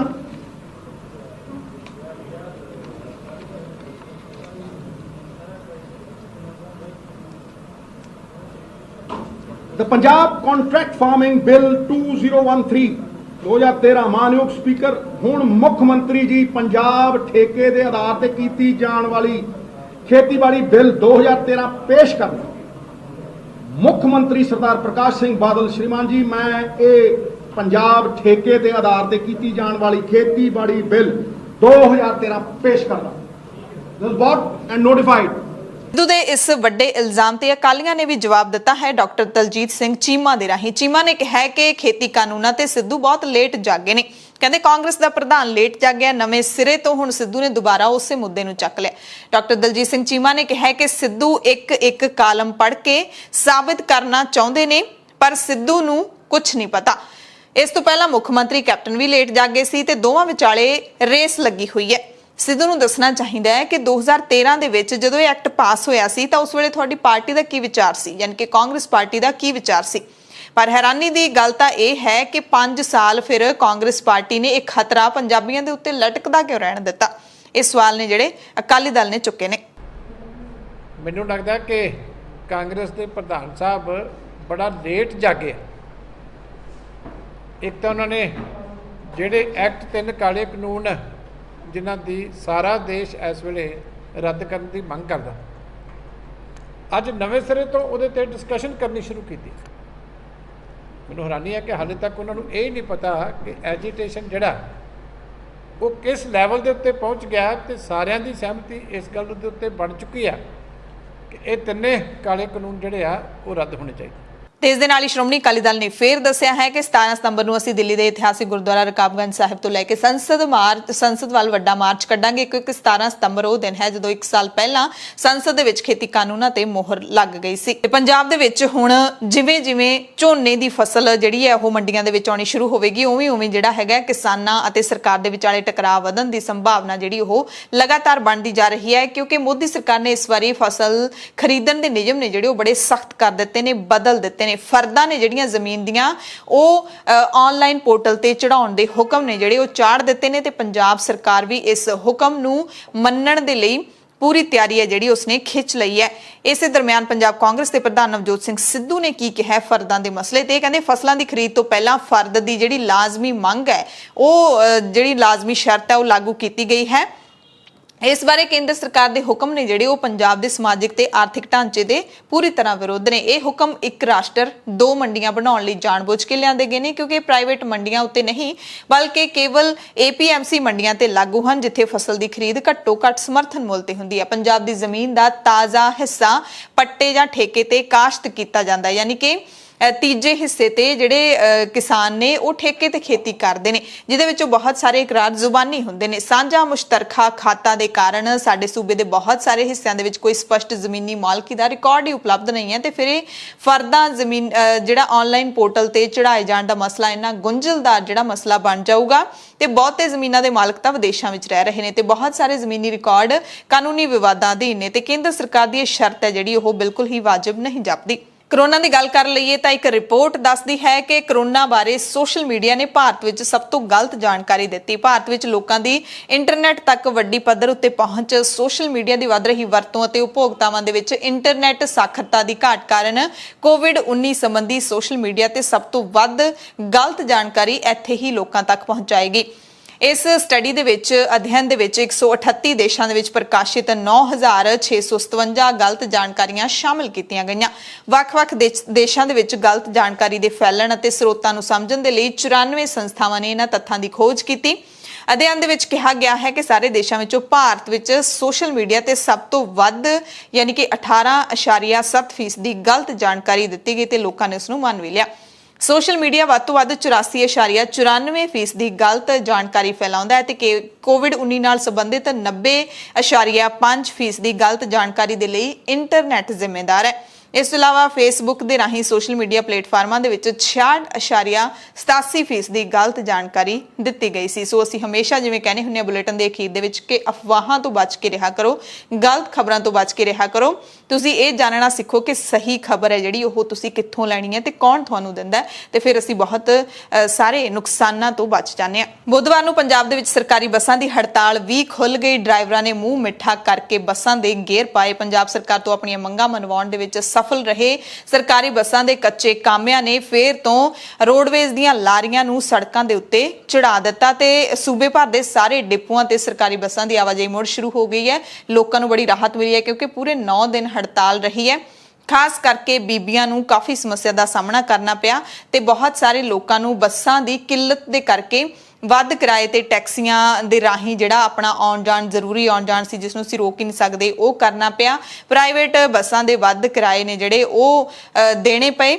ਸੋ ਇਸ ਤਰ੍ਹਾਂ ਦੇ ਨਾਲ ਜਿਹੜਾ PRTC ਨੂੰ ਨੁਕਸਾਨ ਵੀ ਝੱਲਣਾ ਪਿਆ ਹੈ 11 ਕਰੋੜ ਦਾ। ਲੋਕਾਂ ਨੂੰ ਸੁੱਖ ਦਾ ਸਾਹ ਜਿਹੜਾ ਉਹ ਆਇਆ ਹੈ। ਸਾਰੇ ਰੂਟਾਂ ਤੇ ਬੱਸਾਂ ਨੇ ਜਿਹੜੀਆਂ ਉਹ ਚੱਲ ਪਈਆਂ ਨੇ, ਪਰ ਹਾਲੇ ਵੀ ਜਿਹੜੀ ਖਤਰੇ ਦੀ ਘੰਟੀ ਬਾਕੀ ਹੈ, ਕਿਉਂਕਿ ਜੇ ਪੰਜਾਬ ਸਰਕਾਰ ਨੇ ਪੱਕੇ ਕਰਨ ਵਾਲੀ ਜਿਹੜੀ ਮੰਗ ਨਾ ਮੰਨੀ ਤਾਂ 10 ਕੁ ਦਿਨਾਂ ਤੱਕ ਫੇਰ ਜਿਹੜੇ ਕੱਚੇ ਕਾਮੇ ਨੇ ਉਹ ਹੜਤਾਲ ਸ਼ੁਰੂ ਕਰ ਦੇਣਗੇ, ਚੇਤਾਵਨੀ ਦੇ ਕੇ ਆਏ ਨੇ। ਸਿੱਖ ਭਾਈਚਾਰੇ ਦੀਆਂ ਧਾਰਮਿਕ ਭਾਵਨਾਵਾਂ ਭੜਕਾਉਣ ਦੇ ਮਾਮਲੇ ਵਿੱਚ ਪੰਜਾਬੀ ਗਾਇਕ ਗੁਰਦਾਸ ਮਾਨ ਦੀ ਪਟੀਸ਼ਨ ਨੂੰ ਖਾਰਿਜ ਕੀਤਾ ਗਿਆ ਸੀ ਐਡੀਸ਼ਨਲ ਜੱਜ ਦੇ ਵੱਲੋਂ, ਤੇ ਹੁਣ ਪੰਜਾਬ ਹਰਿਆਣਾ ਹਾਈ ਕੋਰਟ ਨੇ ਗੁਰਦਾਸ ਮਾਨ ਨੂੰ ਵੱਡੀ ਰਾਹਤ ਦਿੱਤਿਆਂ ਜ਼ਮਾਨਤ ਦੇ ਦਿੱਤੀ ਹੈ। ਅੰਤਰਿਮ ਅਗਾਊਂ ਜ਼ਮਾਨਤ ਦਿੱਤੀ ਗਈ ਹੈ। ਗੁਰਦਾਸ ਮਾਨ ਨੂੰ ਹਫ਼ਤੇ ਦੇ ਅੰਦਰ ਜਾਂਚ ਵਿੱਚ ਸ਼ਾਮਲ ਹੋਣ ਲਈ ਵੀ ਕਿਹਾ ਗਿਆ ਹੈ। ਪੰਜਾਬ ਹਰਿਆਣਾ ਹਾਈ ਕੋਰਟ ਦੇ ਜਸਟਿਸ ਅਵਨੀਸ਼ ਝਿੰਗਰ ਨੇ ਸਪਸ਼ਟ ਕੀਤਾ ਹੈ ਕਿ ਗਾਇਕ ਨੂੰ ਹਿਰਾਸਤ ਵਿੱਚ ਲੈਣ ਦੀ ਲੋੜ ਨਹੀਂ ਹੈ, ਕਿਉਂਕਿ ਉਸ ਤੋਂ ਕੁਝ ਵੀ ਬਰਾਮਦ ਨਹੀਂ ਕੀਤਾ ਜਾਣਾ। ਉਸ ਨੂੰ ਅਦਾਲਤ ਦੇ ਵਿੱਚ ਪੇਸ਼ ਹੋਣ ਦੀ ਲੋੜ ਹੈ। ਉਸ ਤੋਂ ਪੁੱਛਗਿੱਛ ਹੈ ਜਿਹੜੀ ਉਹ ਕੀਤੀ ਜਾਏਗੀ, ਸਵਾਲ ਜਵਾਬ ਕੀਤੇ ਜਾਣਗੇ। ਮਸਲਾ ਤੁਹਾਨੂੰ ਪਤਾ ਹੀ ਹੈ ਕਿ ਜਿਹੜਾ ਨਕੋਦਰ ਦਾ ਡੇਰਾ ਹੈਗਾ ਉਸ ਦੀ ਸਟੇਜ ਤੋਂ ਗੁਰਦਾਸ ਮਾਨ ਨੇ ਕੁਝ ਆਪੱਤੀਜਨਕ ਸ਼ਬਦ ਨੇ ਜਿਹੜੇ ਉਹ ਕਹੇ ਸੀ ਤੀਜੇ ਗੁਰੂ ਸ਼੍ਰੀ ਗੁਰੂ ਅਮਰਦਾਸ ਜੀ ਦੇ ਜਿਹੜੇ ਜੀਵਨ ਦੀ ਤੁਲਨਾ ਉਸਨੇ ਆਪਣੇ ਸਾਈਂ ਦੇ ਨਾਲ ਕੀਤੀ ਸੀ। ਪੰਜਾਬ ਦੇ ਦੋ ਮਸ਼ਹੂਰ ਗਾਇਕ ਸ਼ਰਾਬ ਤੇ ਗਾਣਾ ਗਾ ਕੇ ਹੁਣ ਬੁਰੇ ਫਸਣਗੇ। ਪੰਜਾਬੀ ਗਾਇਕ ਕਰਨ ਔਜਲਾ ਤੇ ਹਰਜੀਤ ਹਰਮਨ ਦੀ ਆਵਾਜ਼ ਦੇ ਵਿੱਚ ਗਾਇਆ ਗਿਆ ਗੀਤ ਹੈ ਸ਼ਰਾਬ। ਇਸ ਮਸਲੇ ਤੇ ਪ੍ਰੋਫੈਸਰ ਪੰਡਿਤ ਰਾਓ ਧਨੇਰਵਰ ਜਿਹੜੇ ਕਿ ਹਮੇਸ਼ਾ ਹੀ ਅਸ਼ਲੀਲ ਗਾਣਿਆਂ ਦੇ ਵਿਰੁੱਧ ਆਪਣਾ ਝੰਡਾ ਚੁੱਕੀ ਰੱਖਦੇ ਨੇ, ਉਹਨਾਂ ਨੇ ਜਲੰਧਰ ਪੁਲਿਸ ਦੇ ਕਮਿਸ਼ਨਰ ਨੂੰ ਲਿਖਤੀ ਸ਼ਿਕਾਇਤ ਦਿੱਤੀ ਹੈ ਤੇ ਪੰਜਾਬ ਰਾਜ ਮਹਿਲਾ ਕਮਿਸ਼ਨ ਨੇ ਉਸ ਦਾ ਸੂ ਮੋਟੋ ਨੋਟਿਸ ਲਿਆ ਹੈ।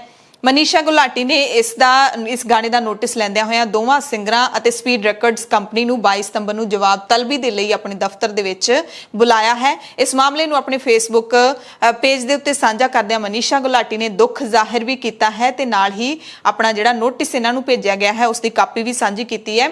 ਮਨੀਸ਼ਾ ਨੇ ਕਿਹਾ ਕਿ ਬੜੀ ਤਕਲੀਫ ਦੇਣ ਵਾਲੀ ਗੱਲ ਹੈ ਕਿ ਸਮਾਜ ਦੇ ਜ਼ਿੰਮੇਦਾਰ ਲੋਕ ਔਰਤਾਂ ਦੀ ਤੁਲਨਾ ਸ਼ਰਾਬ, ਨਸ਼ੇ ਤੇ ਬੰਦੂਕ ਦੇ ਨਾਲ ਕਰਦੇ ਨੇ। ਦੋਵੇਂ ਗਾਇਕਾਂ ਹਰਜੀਤ ਹਰਮਨ ਤੇ ਕਰਨ ਔਜਲਾ ਦੇ ਵੱਲੋਂ ਔਰਤਾਂ ਦੇ ਬਾਰੇ ਕੀਤੀਆਂ ਗਈਆਂ ਟਿੱਪਣੀਆਂ ਬੇਹੱਦ ਮੰਦਭਾਗੀ ਗੱਲ ਹੈ। ਸੋ ਇਹ ਬੜਾ ਹੀ ਜਿਹੜਾ ਗਲਤ ਗਾਣਾ ਉਹ ਗਾਇਆ ਗਿਆ ਹੈ। ਇੱਕ ਪਾਸੇ ਇਹੋ ਜਿਹੇ ਗਾਣੇ ਗਾਏ ਜਾਂਦੇ ਨੇ ਜਦੋਂ ਔਰਤਾਂ ਦੀ ਜਿਹੜੀ ਤੁਲਨਾ ਹੈ ਉਹ ਸ਼ਰਾਬ ਵਰਗੀਆਂ ਚੀਜ਼ਾਂ ਦੇ ਨਾਲ ਕੀਤੀ ਜਾਂਦੀ ਹੈ ਤੇ ਅੱਜ ਕੱਲ ਜੋ ਮਾਹੌਲ ਚੱਲ ਰਿਹਾ ਉਸ ਦੇ ਵਿੱਚ ਆਪਾਂ ਕਹਿ ਸਕਦੇ ਹਾਂ ਕਿ ਕੁਝ ਬੀਬੀਆਂ ਵੀ ਘੱਟ ਨਹੀਂ ਹੈਗੀਆਂ, ਉਹ ਵੀ ਆਪਣੇ ਆਪ ਨੂੰ ਉਸੇ ਤਰ੍ਹਾਂ ਪੇਸ਼ ਕਰਦੀਆਂ ਨੇ ਤੇ ਇੱਕ ਪਾਸੇ ਜਿਹੜੇ ਗਾਇਕ ਨੇ ਅਜਿਹੇ ਗਾਣੇ ਗਾ ਰਹੇ ਨੇ ਤੇ ਦੂਸਰੇ ਪਾਸੇ ਸਿਮਰਨ ਕੌਰ ਢਾਡਲੀ ਵਰਗੀ ਗਾਇਕਾ ਵੀ ਹੈ ਜਿਸਨੇ ਬਹੁਤ ਹੀ ਸੋਹਣਾ ਗਾਣਾ ਗਾਇਆ ਹੈ, ਜਿਸਨੇ ਕੁੜੀਆਂ ਦੀ ਅਣਖ ਜਿਹੜੀ ਆ ਉਸ ਨੂੰ ਜਗਾਉਣ ਦਾ, ਉਸ ਨੂੰ ਝੰਜੋੜਨ ਵਾਲਾ ਗਾਣਾ ਵੀ ਗਾਇਆ ਹੈ ਜਿਸ ਦੀ ਲੋਕ ਪ੍ਰਸ਼ੰਸਾ ਕਰ ਰਹੇ ਨੇ। ਤੇ ਉਹਨਾਂ ਸਾਰੇ ਲੋਕਾਂ ਨੂੰ ਜਵਾਬ ਵੀ ਹੈ ਜਿਹੜੇ ਕਹਿੰਦੇ ਨੇ ਕਿ ਚੰਗੇ ਗਾਣੇ ਨਹੀਂ ਚੱਲਦੇ। ਬਹੁਤ ਸਾਰੇ ਗਾਇਕ, ਬਹੁਤ ਸਾਰੇ ਗੀਤਕਾਰ ਇਹ ਬਹਾਨੇ ਲਾਉਂਦੇ ਨੇ ਕਿ ਚੰਗੇ ਗਾਣੇ ਨਹੀਂ ਚੱਲਦੇ, ਤਾਂ ਉਸ ਦੀ ਮਿਸਾਲ ਹੈ ਸਿਮਰਨ ਕੌਰ ਢਾਡਲੀ ਜਾਂ ਹੋਰ ਵੀ ਬਹੁਤ ਸਾਰੇ ਜਿਹੜੇ ਗਾਇਕ ਹੈਗੇ ਨੇ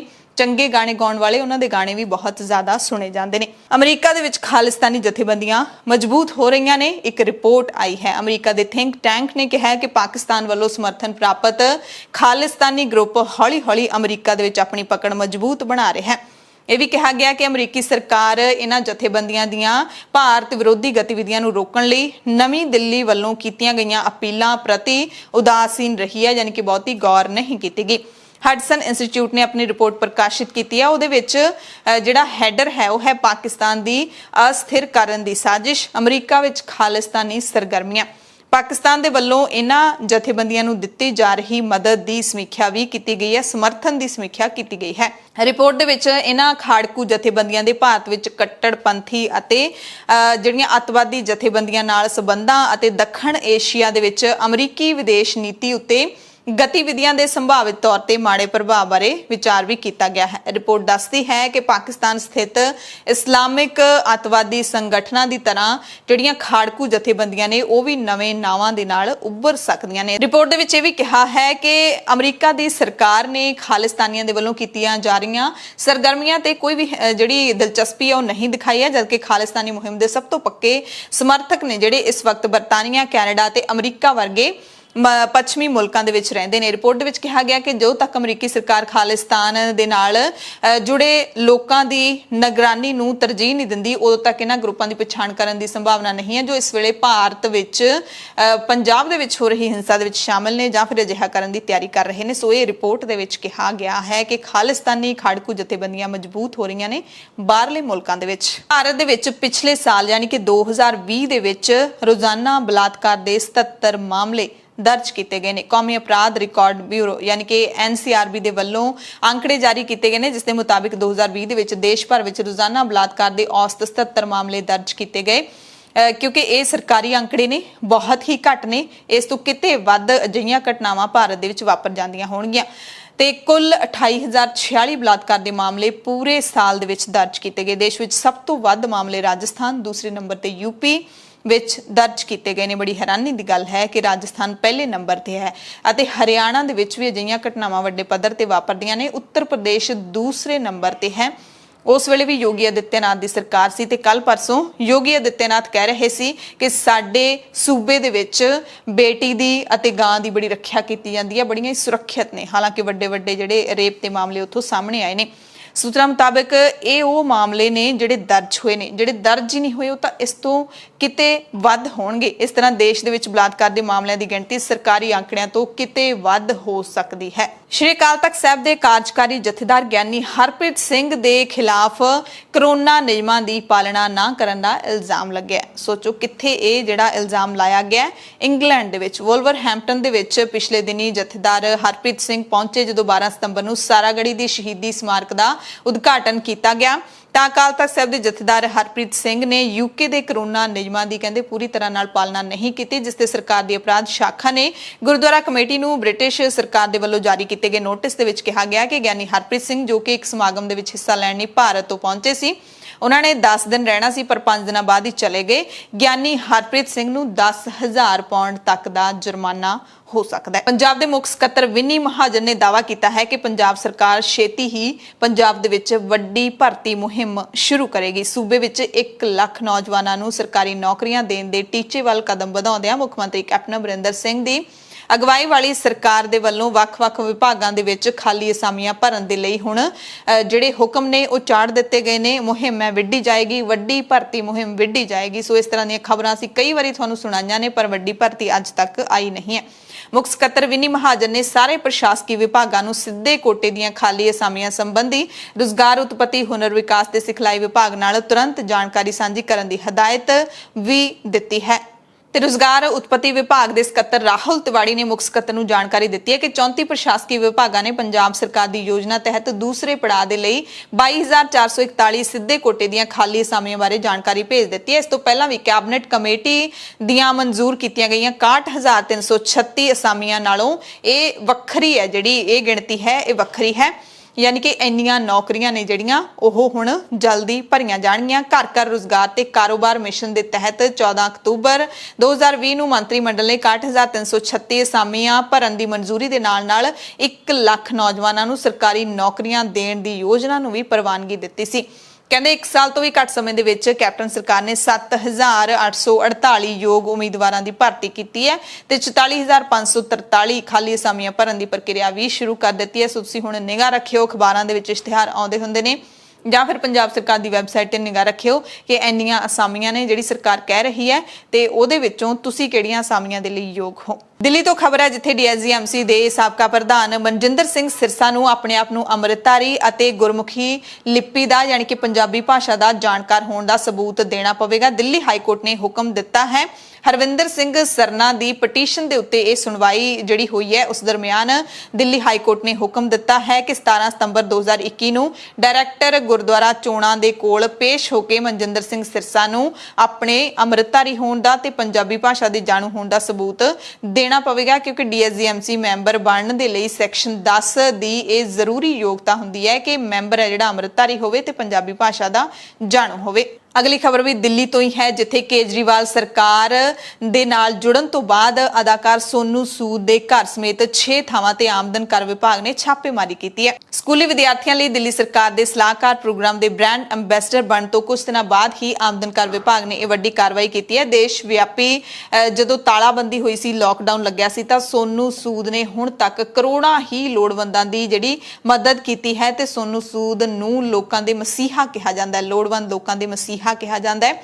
ਪੱਲਿਓਂ ਪੈਸੇ ਖਰਚ ਕੇ ਸੋਨੂ ਸੂਦ ਨੇ ਬੱਸਾਂ, ਰੇਲ ਗੱਡੀਆਂ ਤੇ ਹਵਾਈ ਜਹਾਜ਼ਾਂ ਦੇ ਰਾਹੀਂ ਆਪੋ ਆਪਣੇ ਘਰਾਂ ਨੂੰ ਬਹੁਤ ਸਾਰੇ ਲੋਕਾਂ ਨੂੰ ਭੇਜਿਆ ਸੀ। ਉਸ ਤੋਂ ਬਾਅਦ ਸੋਨੂ ਸੂਦ ਫਾਊਂਡੇਸ਼ਨ ਹੈ ਜਿਹੜੀ ਉਹ ਜਿਹੜੀ ਹੈਗੀ ਹੈ ਐਕਟਿਵ ਹੋਈ ਹੈ, ਉਹ ਹੋਂਦ ਦੇ ਵਿੱਚ ਆਈ ਤੇ ਉਸ ਦੇ ਤਹਿਤ ਸੋਨੂ ਸੂਦ ਹਾਲੇ ਤੱਕ ਵੀ ਲੋੜਵੰਦਾਂ ਦੀ ਸਹਾਇਤਾ ਕਰਦੇ ਰਹਿੰਦੇ ਨੇ। ਆਈਆਈਟੀ ਵਿੱਚ ਦਾਖਲੇ ਨੂੰ ਲੈ ਕੇ ਸਾਂਝੀ ਦਾਖਲਾ ਪ੍ਰੀਖਿਆ ਯਾਨੀ ਕਿ JEE ਐਡਵਾਂਸ ਦੇ ਲਈ ਰਜਿਸਟ੍ਰੇਸ਼ਨ ਹੈ ਜਿਹੜੀ ਉਹ ਸ਼ੁਰੂ ਹੋ ਚੁੱਕੀ ਹੈ। JEE ਮੇਨ ਨਤੀਜਿਆਂ ਦੇ ਐਲਾਨ ਵਿੱਚ ਦੇਰੀ ਕਰਕੇ ਰਜਿਸਟ੍ਰੇਸ਼ਨ ਨੂੰ 2 ਵਾਰੀ ਮੁਲਤਵੀ ਕਰਨਾ ਪਿਆ ਸੀ।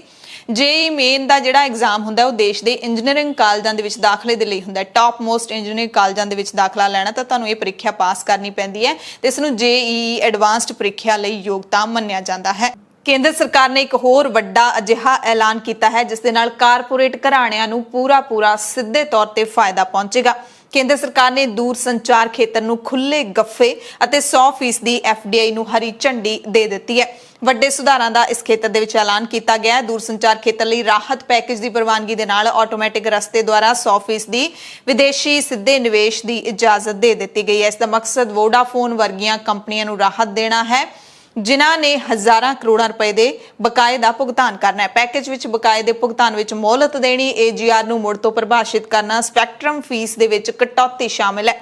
ਕੇਂਦਰੀ ਮੰਤਰੀ ਅਨੁਰਾਗ ਠਾਕੁਰ ਨੇ ਕਿਹਾ ਕਿ ਭਾਰਤ ਦੀ ਮੈਨੂਫੈਕਚਰਿੰਗ ਸਮਰੱਥਾ ਵਧਾਉਣ ਲਈ ਆਟੋ ਕੰਪੋਨੈਂਟ ਅਤੇ ਡਰੋਨ ਉਦਯੋਗ ਦੇ ਲਈ 25,058 ਕਰੋੜ ਰੁਪਏ ਦੇ ਪੈਕੇਜ ਦੀ ਯੋਜਨਾ ਨੂੰ ਪ੍ਰਵਾਨਗੀ ਦੇ ਦਿੱਤੀ। ਉਹਨਾਂ ਦਾਅਵਾ ਕੀਤਾ ਕਿ ਇਸ ਦੇ ਨਾਲ 7,60,000 ਤੋਂ ਵੱਧ ਲੋਕਾਂ ਨੂੰ ਵਾਧੂ ਰੁਜ਼ਗਾਰ ਵੀ ਮਿਲੇਗਾ। ਦੇਹਰਾਦੂਨ ਤੋਂ ਇੱਕ ਖਬਰ ਹੈ ਜਿੱਥੇ ਲੈਫਟੀਨੈਂਟ ਜਨਰਲ ਗੁਰਮੀਤ ਸਿੰਘ ਸੇਵਾ ਮੁਕਤ ਹੋ ਚੁੱਕੇ ਨੇ। ਉਹ ਉੱਤਰਾਖੰਡ ਦੇ ਨਵੇਂ ਰਾਜਪਾਲ ਬਣ ਗਏ ਨੇ, ਸਹੁੰ ਚੁੱਕ ਲਈ ਹੈ। ਉੱਤਰਾਖੰਡ ਹਾਈ ਕੋਰਟ ਦੇ ਚੀਫ ਜਸਟਿਸ RS ਚੌਹਾਨ ਨੇ ਰਾਜ ਭਵਨ ਦੇ ਵਿੱਚ ਸਾਦੇ ਸਮਾਰੋਹ ਦੇ ਵਿੱਚ ਉਹਨਾਂ ਨੂੰ ਅਹੁਦੇ ਦੀ ਸਹੁੰ ਚੁਕਾਈ। ਨਵੇਂ ਰਾਜਪਾਲ ਦੇ ਸਹੁੰ ਚੁੱਕ ਸਮਾਗਮ ਦੇ ਵਿੱਚ ਮੁੱਖ ਮੰਤਰੀ ਪੁਸ਼ਕਰ ਸਿੰਘ ਧਾਮੀ, ਉਹਨਾਂ ਦੇ ਮੰਤਰੀ ਮੰਡਲ ਦੇ ਮੈਂਬਰ, ਮੁੱਖ ਸਕੱਤਰ SS ਸੰਧੂ ਸਮੇਤ ਹੋਰ ਵੱਡੇ ਅਧਿਕਾਰੀ ਹਾਜ਼ਰ ਸਨ। ਐਪਲ ਕੰਪਨੀ ਨੇ iPhone 13 ਦਾ ਐਲਾਨ ਕਰ ਦਿੱਤਾ ਹੈ। ਐਪਲ ਦੇ ਜਿਹੜੇ ਚਾਹਵਾਨ ਲੋਕ ਹੈਗੇ ਨੇ ਉਹਨਾਂ ਦੇ ਲਈ ਇਹ ਖਬਰ ਹੈ ਤੇ ਇਸ ਨਵੇਂ ਫੋਨ ਦੀ ਖਾਸੀਅਤ ਇਹ ਹੋਏਗੀ ਕਿ ਪੋਰਟਰੇਟ ਵੀਡੀਓ ਫਿਲਮ ਦੇ ਵਿੱਚ ਫਿਲਮਾਂਕਣ ਕਰੇਗਾ। ਪਹਿਲਾਂ ਸਿਰਫ ਪੋਰਟਰੇਟ ਦੀ ਜਿਹੜੀ ਤਸਵੀਰ ਹੈ ਉਹ ਖਿੱਚਣ ਦੀ ਆਪਸ਼ਨ ਹੈ ਐਪਲ ਦੇ ਵਿੱਚ, ਪਰ ਹੁਣ ਇਹ ਵੀਡੀਓ ਵੀ ਫਿਲਮਾਏਗਾ। ਦ੍ਰਿਸ਼ ਦੀ ਗਹਿਰਾਈ ਹੈ ਜਿਹੜੀ ਉਹ ਆਪਣੇ ਅੰਦਰ ਸਮਾ ਕੇ ਰੱਖੇਗਾ। ਐਪਲ ਨੇ ਇਸ ਤਕਨੀਕ ਨੂੰ ਪੁੱਲ ਫੋਕਸ ਕਿਹਾ ਹੈ ਤੇ ਇਸ ਵਿੱਚ ਸਿਨੇਮੈਟੋਗ੍ਰਾਫੀ ਵਾਂਗ ਫਰੇਮ ਦੇ ਵਿੱਚ ਆਉਣ ਵਾਲੇ ਦੇ ਪੇਸ਼ੀਨਗੋਈ ਕਰਕੇ ਉਹਦੇ ਉੱਪਰ ਫੋਕਸ ਜਿਹੜਾ ਉਹ ਕੀਤਾ ਜਾ ਸਕੇਗਾ। ਕੰਪਨੀ ਦੇ CEO ਟਿਮ ਕੁੱਕ ਨੇ ਦੱਸਿਆ ਕਿ ਪਹਿਲਾ ਸਮਾਰਟਫੋਨ ਹੋਏਗਾ ਜਿਹਦੇ ਵਿੱਚ ਲੋਕ ਵੀਡੀਓ ਫਿਲਮਾਂਕਣ ਤੋਂ ਬਾਅਦ ਵੀ ਇਸ ਇਫੈਕਟ ਨੂੰ ਐਡਿਟ ਕਰ ਸਕਣਗੇ। ਇਹਦੇ ਵਿੱਚ ਇੱਕ ਤੇਜ਼ A15 ਚਿਪ ਹੋਏਗੀ। ਡਿਸਪਲੇ ਪਹਿਲਾਂ ਦੇ ਮੁਕਾਬਲੇ ਜ਼ਿਆਦਾ ਰੌਸ਼ਨ ਯਾਨੀ ਕਿ ਜ਼ਿਆਦਾ ਬ੍ਰਾਈਟ ਹੋਏਗੀ। ਬੈਟਰੀ ਪਹਿਲਾਂ ਦੇ ਮੁਕਾਬਲੇ 2.5 ਘੰਟੇ ਜ਼ਿਆਦਾ ਚੱਲੂਗੀ। ਫੋਨ 4 ਰੰਗਾਂ ਦੇ ਵਿੱਚ ਮਿਲੇਗਾ, ਸੂਹਾ ਲਾਲ, ਗੁਲਾਬੀ, ਨੀਲਾ, ਤਾਰਿਆਂ ਵਾਲੀ ਅੱਧੀ ਰਾਤ ਵਰਗਾ ਕਾਲਾ ਯਾਨੀ ਕਿ Z ਬਲੈਕ ਨਹੀਂ ਹੈ ਤੇ ਇਹਦੇ ਵਿੱਚ 500 GB ਸਟੋਰੇਜ ਦੀ ਸਮਰੱਥਾ ਹੋਏਗੀ। ਜਿਹੜਾ ਮੁੱਲ ਹੈ ਉਹ 60,000 ਤੋਂ ਉੱਪਰ 63,000 ਤੋਂ ਸ਼ੁਰੂ ਹੋਵੇਗਾ। ਪੰਜਾਬ ਦੀਆਂ ਖਾਸ ਖਬਰਾਂ ਦੇ ਖਾਸ ਬੁਲੇਟਿਨ ਦੇ ਵਿੱਚ ਤੁਹਾਡੇ ਸਭ ਤੋਂ ਇਜਾਜ਼ਤ ਚਾਹੁੰਦੇ ਹਾਂ। ਧੰਨਵਾਦ।